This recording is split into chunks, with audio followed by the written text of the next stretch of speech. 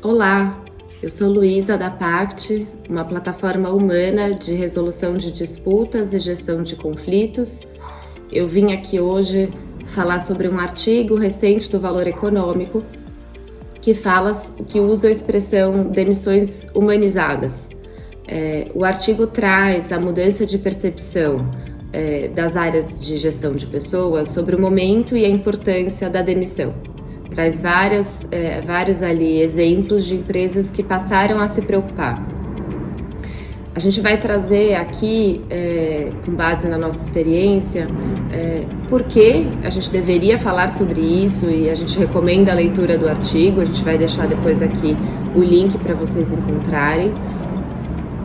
E sugestões de como, onde, quando conduzir demissões que sejam mais respeitosas. O porquê a gente que trabalha com passivo trabalhista compreende que existe um elemento objetivo no passivo trabalhista, que é o descumprimento legal, mas existe muitas vezes um elemento subjetivo, que tem a ver com o que foi, de fato, ferido na jornada desse colaborador com a empresa.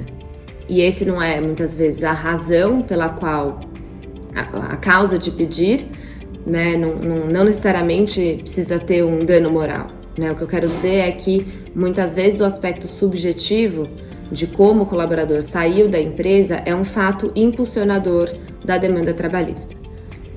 E para além de mitigar risco de passivo trabalhista, existe uma oportunidade na demissão de você terminar a jornada do colaborador com a empresa da mesma forma como ele começou, né? Com o mesmo empenho. Então, o que a gente vê é que as empresas passaram muitos anos se preocupando e falando sobre a busca, a retenção e o embarque do colaborador na empresa, e conduziam a demissão de forma segmentada, fria e muito protocolar. A gente entende que a demissão ela pode ser um momento de corrigir rotas, de compreender eventualmente posturas de gestores que não são condizentes com os valores da companhia, de olhar para esse colaborador e tentar até refletir internamente o que deu de errado e o que pode ser assunto aí para a própria empresa refletir. E em relação ao colaborador, ser um espaço aonde ele pode, né, não só trazer eventuais desentendimentos, que a gente vai falar sobre isso, sobre ter um espaço de escuta ativa, como que ele saia dessa empresa com uma percepção boa, né? O que a gente percebe é que o esforço em criar um marketing interno dos colaboradores, porque isso é importante na retenção e na atração de talentos, pode cair por terra quando eu tenho pessoas que, quando saem da empresa, falam muito mal e têm histórias para falar, né? Elas contam porque elas têm histórias. Isso é muito mais forte do que qualquer esforço em marketing interno. Então, acho que o porquê da demissão ser um momento importante, assim, são inúmeras as questões, né? O que a gente tem aqui de sugestões, de boas práticas? Como que eu faço essa demissão de uma forma mais respeitosa? Então, em primeiro lugar, acho que tem uma compreensão de que o ser humano normalmente foge de comunicações que podem atingir o outro de uma forma negativa, né? Não é todo mundo que consegue conduzir uma demissão de forma tranquila e respeitosa, né? Muitas vezes na maioria das vezes, a gente tem pessoas que querem fugir desse assunto e elas querem simplesmente encerrar aquela conversa. Então elas vão evitar ao máximo expandir o tempo da demissão, elas vão simplesmente passar o recado e depois você segue ali com o pessoal do RH, o RH vai te falar o que fazer para trazer sua carteira e enfim, e aí tentam mudar de assunto. Quando no fundo você precisa realmente perceber se você tem uma pessoa que dá conta de fazer esse tipo de comunicação. Precisa realmente ser um espaço, como eu mencionei, de escuta ativa. precisa ser um espaço onde você possa propor a pessoa o que ela tem a dizer, como ela está se sentindo, se ela quer trazer algum elemento da jornada dela ou mesmo desse fim de jornada para absorção ali de quem está. E você precisa ter certeza que você, empresa, né, no aspecto, no papel de receber a informação pela empresa, vai conseguir encaminhar aquela informação. Então, que resposta você vai dar para aquilo que foi falado? Eventualmente é um espaço onde pode vir uma denúncia, eventualmente é um espaço onde pode vir um desentendimento que não foi falado até então. Isso precisa ter um encaminhamento.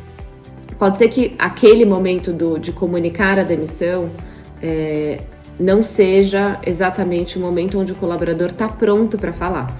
Então o artigo até traz que algumas empresas marcam uma entrevista de desligamento 10 dias depois. Também acho que faz sentido. Tem alguns pontos sobre aviso prévio, né? Então eu vejo algumas empresas conduzindo aviso prévio com medo de vazamento de informações e aí você simplesmente faz a pessoa ser desligada e não ter mais contato nenhum com a área enfim, e é simplesmente um encerramento ali muito pontual, sem chance das pessoas terminarem o que elas estiverem fazendo, delas poderem falar com os colegas delas sobre isso. Então, claro, depende muito de que tipo de função aquele colaborador faz, de qual que é o acesso às informações, de como que você pode ter outras proteções. Mas eu tentaria entender o que faz sentido para aquele perfil de colaborador. Tem pessoas que realmente vão estar tão desgastadas com o time que aí sim seria até cruel pedir para ela fazer o aviso prévio, cumprir o aviso prévio. Mas tem outras que carregam muitas informações da companhia, que sabem os processos e que querem fazer essa passagem de bastão, né? Até porque se você fala com uma pessoa que está muito tempo dentro de casa, que ela pode sair de um dia para o outro e ela não precisa nem fazer a passagem de bastão, o que você está dizendo é que não importa muito o que ela carrega, né? Que eu acho que é uma mensagem muito cruel para a gente passar para as pessoas. E tem também um ponto importante que é, nessa comunicação, as pessoas, justamente por fugirem de dar a notícia ruim, elas querem dar uma notícia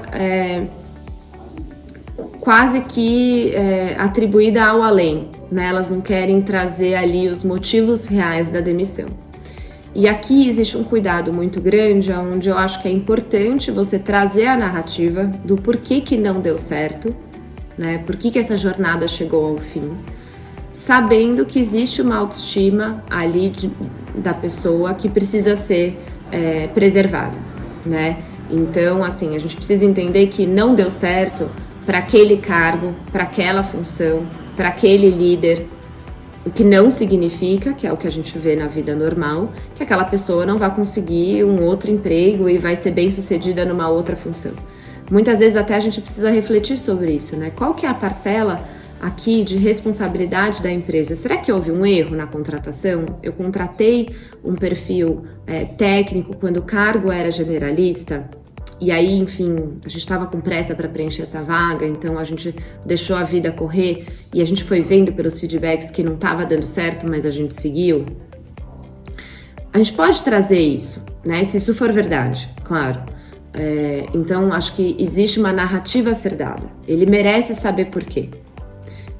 Mas essa narrativa precisa saber que existe ali um momento de muita vulnerabilidade.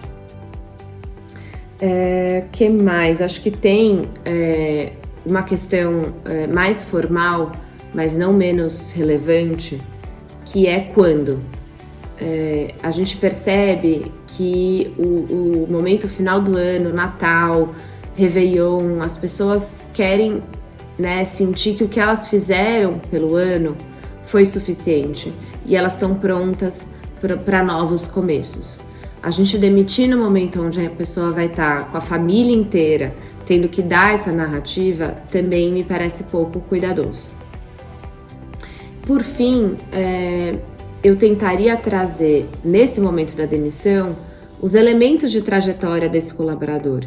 O que foi que ele colaborou, que são marcas dele na empresa?